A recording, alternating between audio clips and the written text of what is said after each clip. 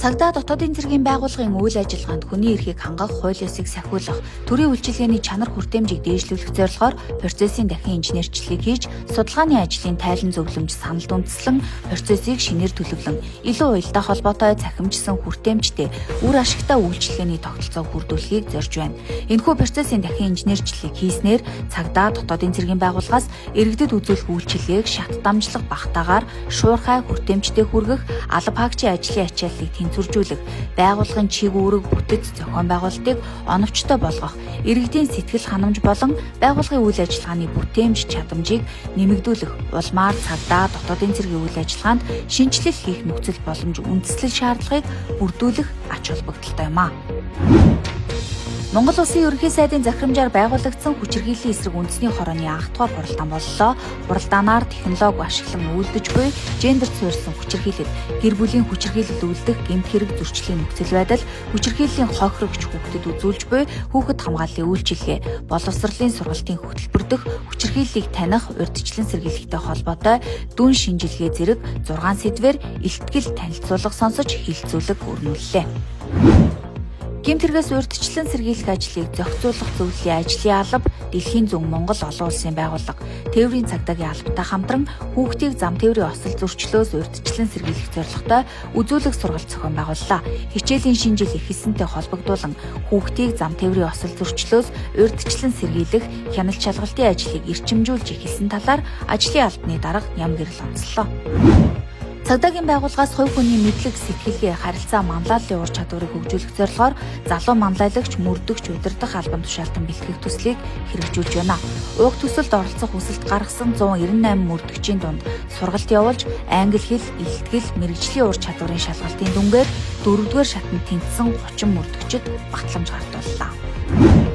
Хорхоос өөр төрлийн ял идлүүлэх ажиллагааны ололт амжилт үйл ажиллагаанд гарч буй хүндрэл, тулгамдсан асуудлыг шийдвэрлэх чиглэлээр хамтран хилцэх, санал дэвшүүлэх, зөвлөмж боловсруулах зорилгоор шүүхийн шийдвэр гүйцэтгэх ерөнхий газрын харийн алба, шүүхийн шийдвэр гүйцэтгэх газар, хилцээний хорхоос өөр төрлийн ял идлүүлэх ажиллагаа хариуцсан шийдвэр гүйцэтгэгчдийн нэгдсэн сургалт зөвлөгөө эхэллээ. Зөвлөгөөний нээлтэнд шүүхийн шийдвэр гүйцэтгэх ерөнхий газрын дарга, бригадын генерал Нандин Болор тэргүүтэй холбогдох албаны төлөөллүүд оролцлоо.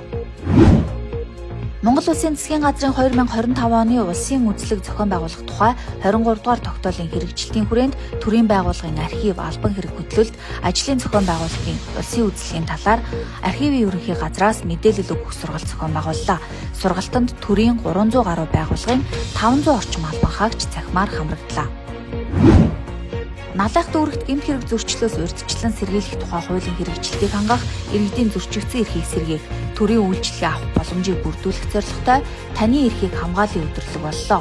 Өдөрлөгийн үеэр тус дүүргийн улсын бүртгэлийн хэлцээс иргэдэд зөвлөгөө мэдээлэл өгөхөөс гадна лавлгаа гаргах, иргэний үнэмлэх, шилжилт хөдөлгөөнтэй холбоотой үйлчилгээ үзүүллээ. Дотоодын цэргийн байгууллагын нийт бие бүрэлдэхүүний мэрэгжил, ур чадвар, эрүүл мэнд, бие бэлдар, сэтгэл зүйн бэлтгэл суулгах, нийтийн биеийн тамир, спортыг хөгжүүлэх зорилготой 6 төрөлт спортын наадам эхэллээ.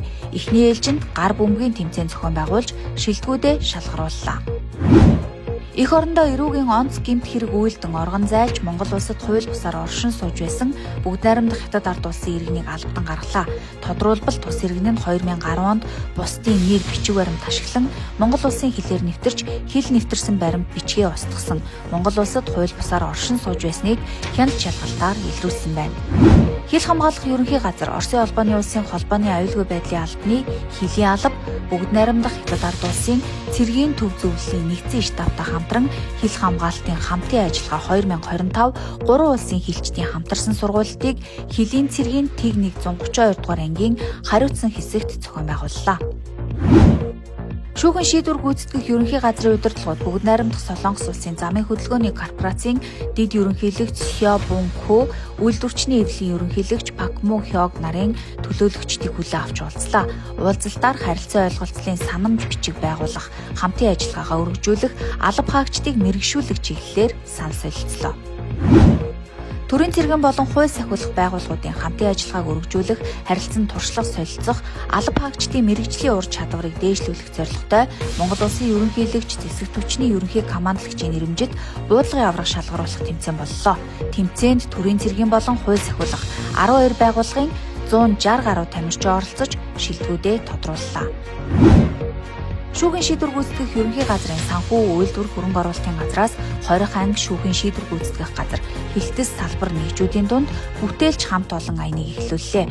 Аяны хүрээнд шүүхийн шийдвэр гүйцэтгэх байгууллагын хуулиар хүлээсэн үүрэг, санхүү, эдийн засаг, үйлдвэрлэл, бүтээн байгуулалтын чиглэлээр шин санаачлаг гарган бүтээлч ажил хийхийг уриаллаа.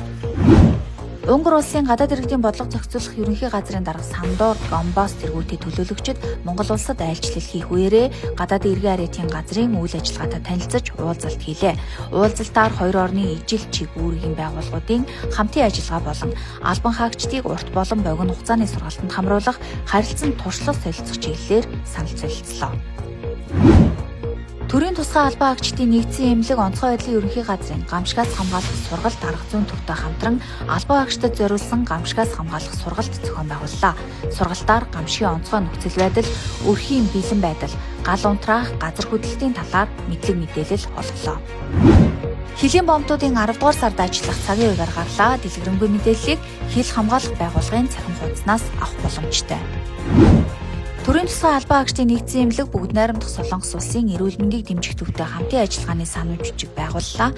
Ингэснээр тус төвд дүрс онцлогооны эмч нараа туршлага судлуулж, мэрэгшүүлэх, хамтарсан судалгаа болон big data, хиймэл оюун ухаанд суурилсан онцлогоо их боломж бүрдлээ. Цагдаагийн ерөнхий газрын тэргүүн дэд дарга бригадын генерал Нямочир эрүүшүүлэлтээс урьдчилан сэргийлэх нийгэмлэгийн ерөнхий нарийн бичгийн дарга хатагтай Никол Хог тэргүүтээ төлөөлөгчдийг хүлээн авч уулзлаа. Уулзалтаар цагдаагийн байгууллагаас хүний эрхийг хангах, эрүүшүүлэлтээс урьдчилан сэргийлэх чиглэлээр хийж хэрэгжүүлсэн ажлын талаар санал солилцлоо. Америкийн нэгдсэн улсын элчин сайдын яамны олон нийтэд харилцах албаны урилгаар Америкийн нэгдсэн улсаас англи хэлний сургагч багш профессор Кристофер Кортон Монгол улсад хүрэлцэн ирж ихтэй сургуулийн англи хэлний багш нарт зориулан судалгааны өгүүлэл бичих арга зүйн сургалтыг зохион байгууллаа. Сургалтанд дотоод иргэн их сургуулийн гадаад хэлний институтын багш нар болон ихтэй сургуулийн 29 багш хамрагдлаа.